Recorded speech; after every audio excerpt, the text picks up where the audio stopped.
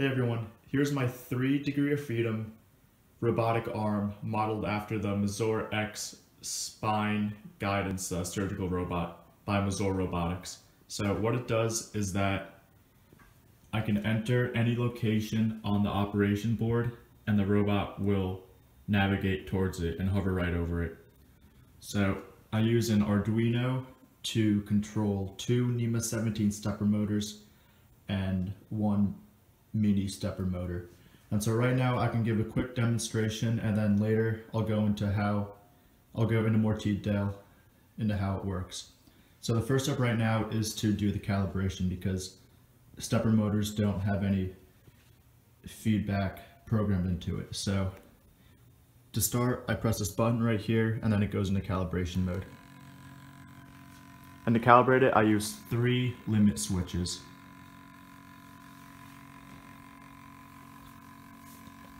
So here we'll see the first motor hit its limit switch. And that one's calibrated. We'll see the second one hit its switch. Now that's calibrated. Now it's going to move out of the way to calibrate the third motor.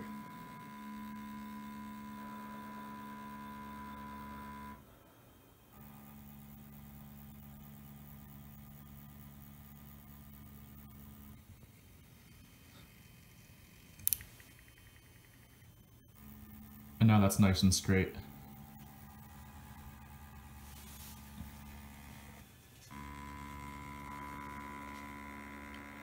Okay, and now the robotic arm is all lined up. It knows exactly where it is and it's ready to move and get some coordinates.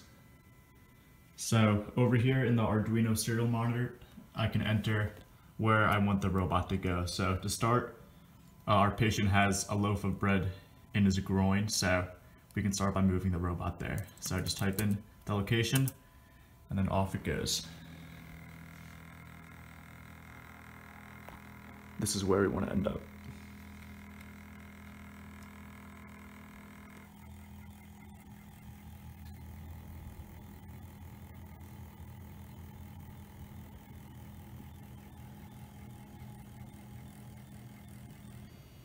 Right, there we go, it's right on top.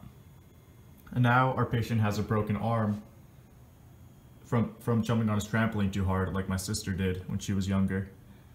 And we can navigate right over to the arm.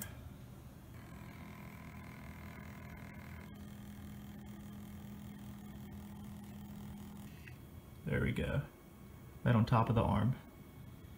And now our patient took a metal water bucket to his kneecap, and now he needs a total knee replacement. So we can head on right over to the bucket, which is right down here. There we go, right over the bucket. And our last injury to our patient was that he got hit with the tennis ball really hard to his Adam's apple. So just one more place the robot needs to go, apple. And now here it goes.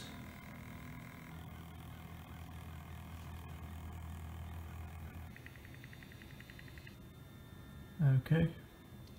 So there it is. I hope you guys enjoyed my demonstration of my 3 degree of freedom robotic arm modeled after the Mazor X spine guidance robot. So now I can get into more details into how it actually works. Okay, so now I can go through the details of how this arm works. So first I can start with how I calculated the angle to set each motor using a MATLAB program I wrote. Then I can go through the Arduino code that actually controls the arm. Next I can show a simulation that I made using processing, and then I can go through the actual motor, physical components and wiring, and how that actually works. So here we have the MATLAB program that I used to do the inverse kinetics to determine what angles to set the motor at given an XY coordinate that I wrote. So this isn't an exact solution because I used approximate solution instead, because I figured that using stepper motors I couldn't get an exact solution using the trigonometry. So what I did was here are the X and Y coordinates that I want to set the motor at, and here is the error that every solution that I get will be within 1 millimeter from the ideal location. Then I start by initializing all the arrays that I'm going to use. Now here are the lengths of each link. They're all 4 inches or 10 and change centimeters. And then now here we start to actually do some calculations. So theta 1, 2, and 3, these are the limits of the angles that I want the motors to be able to travel through. So, for example, for theta 1, I want it to only move from 90 degrees to 210 degrees. And this is obviously in radians, because that's how you calculate everything. And then so this will go through and set up a list of all possible degrees between these ranges in increments of 0.04 radians, so about 2.3 degrees. Now here, line 20, this gives an array of all the possible combinations of theta 1, 2, and 3. Now, these variables here, x and y's, these calculate all the possible x and y coordinates given all the possible angles. So, for example, it'll take 0, 0, 0, or well, 0 doesn't work because theta 1 has its limits. It could take 100 degrees, negative 45 degrees, and negative 45 degrees, and calculate what the x and y coordinates would be. And it'll do that for every combination of theta 1, 2, and 3. Now, data 1, data 2, and data 3, these physically output all the angles that are being calculated. So this doesn't serve any calculation purposes, but this is just for display. And you could actually get rid of these if you wanted to, and it'll speed up the calculation process because, as you'll see later, it does take some time to go through everything. And also something that I should mention is that if you make the scale up here too small, it may end up crashing MATLAB because it does go through a lot of calculations. And the smaller and smaller you make it, the more and more calculations you're going to make. You'll see when I run the calculations that there are a ton of different values that the motor's angles can have that still satisfy the solution. So I put these limits in here to make sure the arm always curves away out from the player rather than zigzagging back and forth or cutting across where you might want it to be. So you'll see why I have those limits later. So for this loop right here, I go and compare every generated x and y value with the x and y coordinates that I want, and compares it to the error. So if it's less than 0.1 centimeters, it will save into a new array that I call angles multiple. So it does a couple more calculations. This is 5 columns wide. 1, 2, and 3 are theta 1, theta 2, theta 3, and then 4 and 5 are the x and y values that it'll actually be. So it's not going to be perfect, but it'll show how close it is to the actual values you want. So this is a for loop that just runs from the number of x values there are. And here I just switched the arrays for some reason, and then I output all the different solutions that work.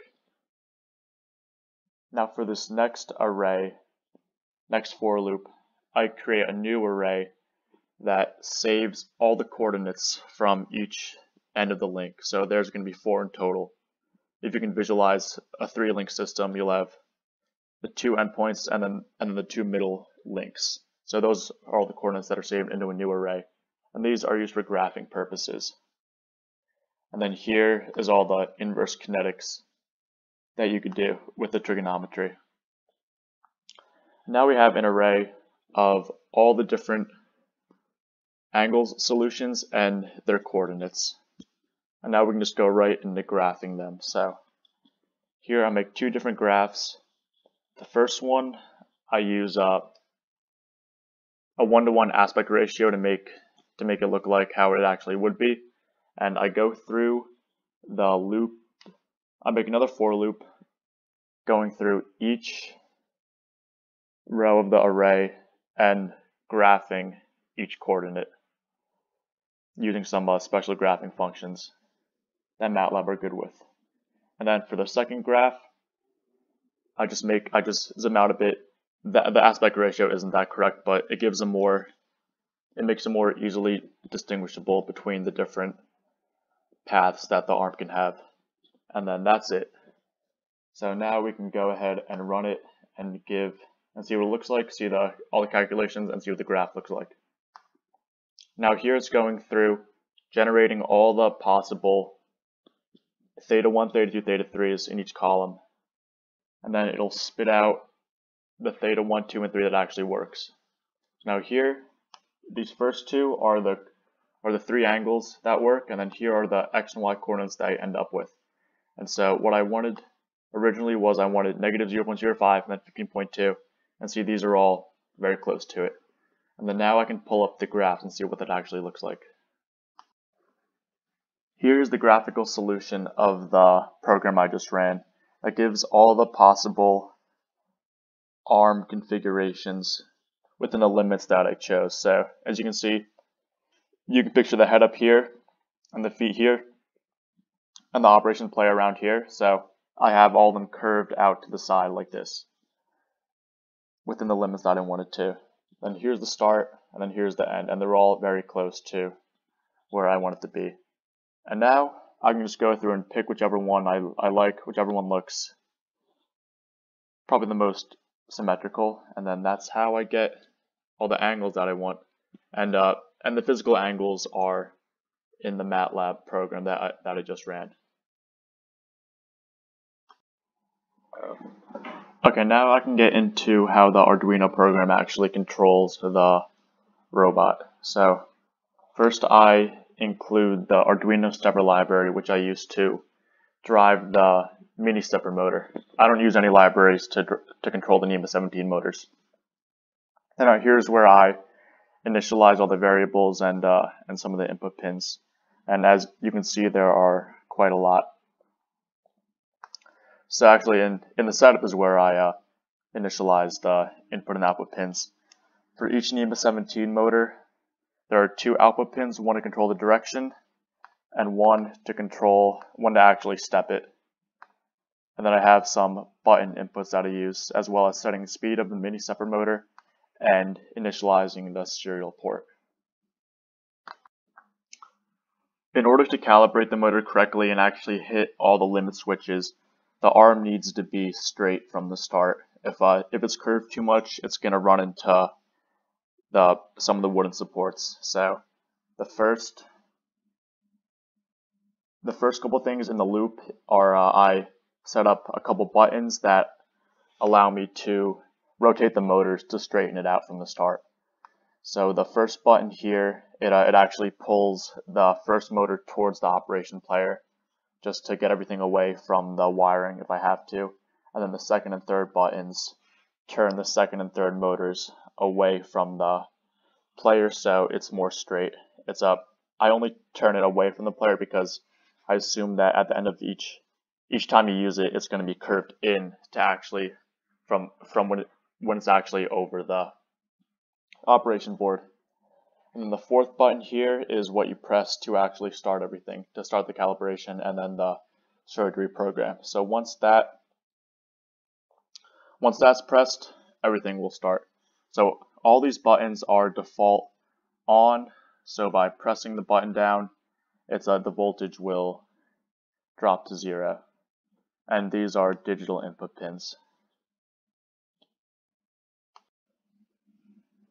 So once the fourth button is pressed, the calibration starts.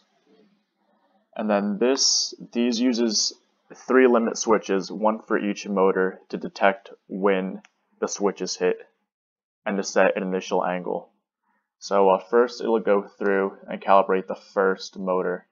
And while the switch is not pressed, it'll turn the motor a little bit. So here's the first time we actually see a motor being driven up, a NEMA 17 motor. So this I just use a normal on-off pulse. It's on for 2 milliseconds, it's off for 2 milliseconds, and then a 10 millisecond delay in the middle. And then this currently will be going clockwise because this is set to high. So once the Arduino detects that the switch has been flipped, it'll bump the first link out a tiny bit using this function right here, and the calibration angle bump, this was declared to be a couple degrees. So I can go through this function right here, the move angle function. So the move angle function takes two inputs. It takes the motor number, it's either 1 or 2, and also the angle you want it to travel. So these if statements, they determine whether or not you select the first or second motor, and then by doing that, it'll write the correct pin, and it also detects if the angle is, if you want it to turn positive degrees or negative degrees, and then this sets the right direction pin. Then it goes through a loop to step the motor a certain number of steps. So it takes the angle times the A498 increment, which the A498 increment can step the motor in smaller than regular steps. So right now I have it set to 4 times, and then divide that by the degree increment, and then it does that the number of times that you declare, and then now motor 1's ready. So after motor 1 bumps out a couple degrees, motor 2 swings a little bit until it hits its limit switch. Then when that happens, it bumps out a little bit, and then motors 1 and 2 move a fair amount to get in position for the third limit switch, because that's in a different location. And then now the third motor swings until it hits its limit switch. And this is driven differently because it's a mini stepper motor and not a NEMA 17. So all that is just you do the name of the motor and you do dot step and then the number of steps you want. So I step it 5 at a time until it hits the limit switch. And now motor 3 is calibrated. And so I did a little trial and error, and after that saw how many times, or how much I have to step each motor to make it straight and over the x-axis. So here I just step each of them the number of times to make that happen, and then it is ready to start moving and do some surgery. After calibration, the Arduino goes to the surgery function. Here the user can type in where they want the arm to go using a serial read function. If what the user types in matches a location on the operation board, the move function is called, and the 3 angles are passed. So here's theta 1, theta 2, theta 3. And this is where all the angles are hard-coded in that I calculated using the MATLAB program that I showed earlier. The move function is where I actually drive the motors. It takes 3 floats, 1 for the angle of each motor. The first thing I do is compare the angle that I want versus the angle that each motor is already at, and set the direction pin and the direction multiplier. The direction pin controls what direction the motor will move at. So in this case, for motor 1, if it's low, it'll drive it counterclockwise. If it's high, it'll drive it clockwise. And the direction multiplier is used when I keep track of the angles, so it'll either count up or down. It's either 1 or -1. And then just one more thing for motor 2, when it's low, it drives clockwise because instead of counterclockwise like motor 1, because motor 2 is upside down. So I drive the motors using these while loops here. Each motor has its own while loop. So I don't tell the Arduino to move the motor a certain number of steps, but instead I keep track of the angle and tell it to move until the angle reaches the angle that I want it to. So these might sound kind of the same. Well, the end result is the same, but this way I can keep track of the angle at every given time, and that way when I do the processing simulation, it keeps it easy, it keeps it smooth rather than just jumping from one angle to the next. So here is the pulses that I give the NEMA 17s, and then here it calculates the current angle, and then it prints out every angle separated by commas, and then this is used for the processing simulation later. And then this little if statement here, make sure it only moves from 0 to 360 and doesn't go above that. Just so everyone's clear, I'm going to go through how I calculate the current angle. So to start, the current angle is 90 degrees for motor 1. And then here's the direction multiplier. When I want to move the motor counterclockwise, it's 1, so the angle will count up. When I want to move it clockwise, it'll be -1, so the current angle counts down. The degree increment is the amount that the NEMA 17 moves every pulse. So it is a 200 stepper motor, so that's 1.8 degrees. But I use an A498 driver, which can step it in smaller increments than that. So right now, it can step it up to 16 times smaller, but right now I have it set to 8. So that means instead of stepping the motor 1.8 degrees every pulse, it steps it 0.225 degrees. So so every pulse it'll go up 0.225 degrees, and now the current angle 1 keeps track of it. So the mini stepper motor is driven a little differently. It doesn't need pulses, it just uses the dot step function. So here I'm stepping it 4 times for every repetition through the while loop, and then I calculate the current angle in the same way, but multiplying it by its degree increment and then by 4 because it's stepping 4 times every time. And so it'll only run while the current angle is greater than 0.5 degrees than the angle that I want. And then here it prints out everything too, all 3 angles. So that concludes all the Arduino code, and I thought I'd give a quick example of what the serial monitor is looking like and how it reads everything. So right now I'm inside the surgery function, and I can type where I want the arm to go. So I can start by setting it to the apple on the location.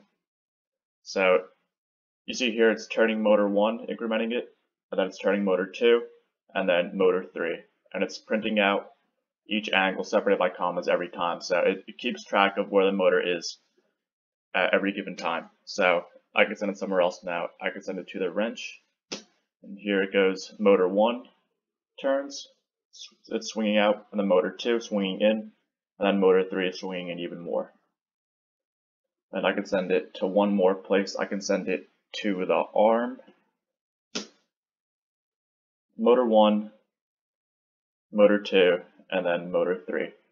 So that's it for the Arduino code, and now this right here, this is feeding real time to the processing simulation, which I can get into now. So here's the processing simulation that I talked about a couple times. Just taking the 3 angles of the motor, I'm able to generate this simulation of what the arm is actually doing. So this is a real-time Arduino-driven simulation, which is useful because you don't have to actually have your motors up and running to check if your Arduino code is right. So here I have the code set differently now to just run the same 4 places over and over again, but this is how the motors act in real life.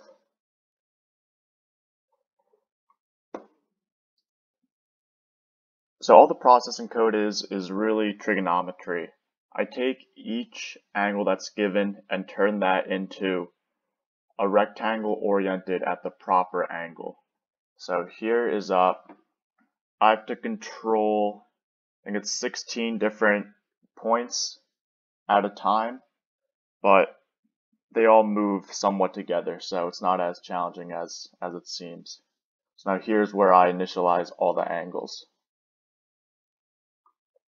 And then this is the setup. If you don't know processing, it might be helpful to go through and see what all these mean: size, background, print array. And now here's where I actually input everything. So it reads what's coming in through the serial stream, and then it separates the 3 angles. It separates them by each comma and stores them in its own array. So right now I have theta 1 is the first element in the array, theta 2 is the second element, and theta 3 is the third element. So by using these 3 angles, I can calculate all the rectangles, which is all the math that's here.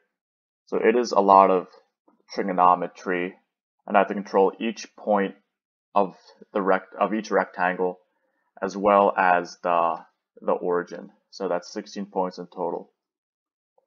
But it's all just pretty much trigonometry. And once I calculate all the points I want, I just make rectangles, but you can't use rectangle, you have to use quad because it's at an angle, and then just create the joints that are circles. Yeah, that's all there is to it, really. Now I can go through in more detail into how I actually built the arm. So once again, I used 2 NEMA 17 stepper motors and 1 mini stepper motor. For the links, I used 1/4-inch plywood after the NEMA 17s and just 1/8-inch plywood. And this was good because it was pretty sturdy, it didn't really bend at all, and it was easy to cut with just a regular jigsaw. So to connect the wood to the shafts of the stepper motor, I used these 5mm by 8mm shaft couplings.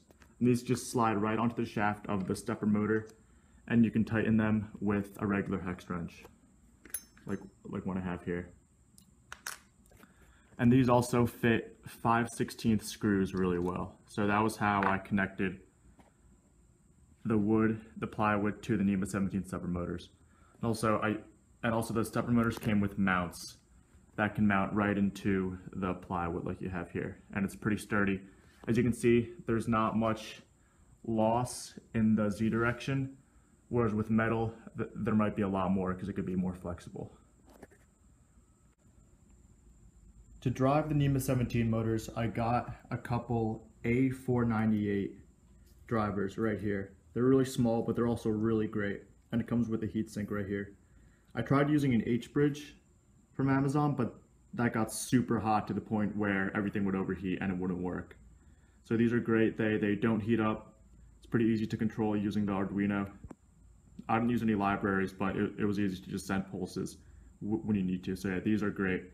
There's a lot of inputs, but it was pretty easy to figure out. And for the mini stepper motors, they came with their own driver in the package. Just pretty simple.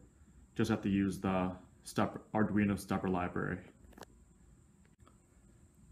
To power the NEMA 17 stepper motors, I used a regular 12-volt wall converter. It gives about 2 amps, which is plenty for the NEMA 17. So probably any old wall input would work. And for the mini stepper motor, I tried using the wall jacks, but the mini stepper motor got way too hot to the point where I couldn't even touch it. It would still work, but it was just too hot to touch. So I got one of these 5-volt controllers. It takes 120 volts from the wall AC, which I have. I just spliced a little power supply, and then it outputs 5 volts, and that's all I needed for the mini stepper motor. So some other small things that I needed were a couple buttons for the calibration setup, some resistors for those buttons, the 3 limit switches, 2 capacitors for the A498, and a whole lot of wires. So this is what the wiring setup looks like. And there's a lot going on, but the wiring wasn't all that difficult. I hope you guys enjoyed my demonstration of my 3 degree of freedom robotic arm. This was a really fun project and I learned a whole lot. If you guys have any questions, feel free to leave a comment. And also I'll upload all of my code, the MATLAB, the processing, and the Arduino code to probably a GitHub account. So if you have any questions, let me know, and hopefully you guys enjoyed it. Thanks, bye.